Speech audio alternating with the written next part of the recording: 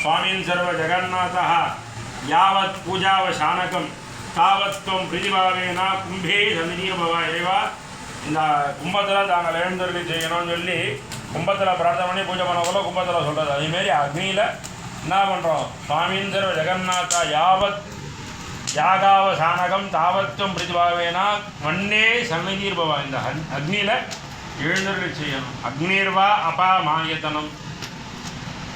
அந்த அக்னியில் எழுந்தருளி செய்து எங்களால் இயன்ற திரவியங்களை நாங்கள் உங்களுக்கு சமர்ப்பணம் பண்ணுறோம், கொடுக்குறோம்.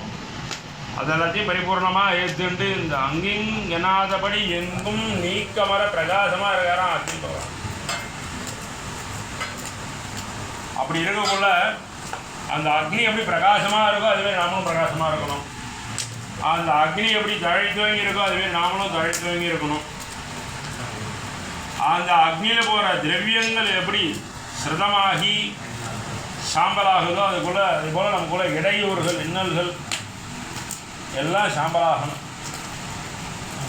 நம்மள்கிட்ட இருக்கக்கூடிய இந்த ஆணவம் மாயை கர்மம் இது மூணும் அகலணும். இதெல்லாம் அகல செய்யக்கூடிய தன்மை யாருக்குன்னா பரமேஸ்வரனுக்கு மட்டும்தான் வேறு யாருக்கு. அகல அப்பேற்பட்ட இந்த பாலாம்பா சமேத அமிர்த மிருத்யுஞ்சயேஸ்வரர்.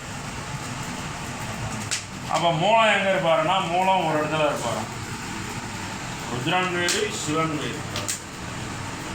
சிவன் தான் ஜோதி ரூபத்தில் அக்னியாக பிரத்யட்சமாக இருக்கிறது. சிவன்றது வேறு. ருத்ராதி 11 பேர் சொல்லுவோம்.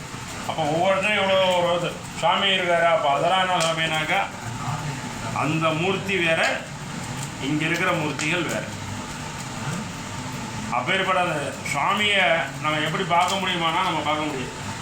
அதுக்கு தான் உங்களுக்குலாம் தெரியாது ஒன்றும் இல்லை. சுவாமியை பிராணாயாமம் பண்ணி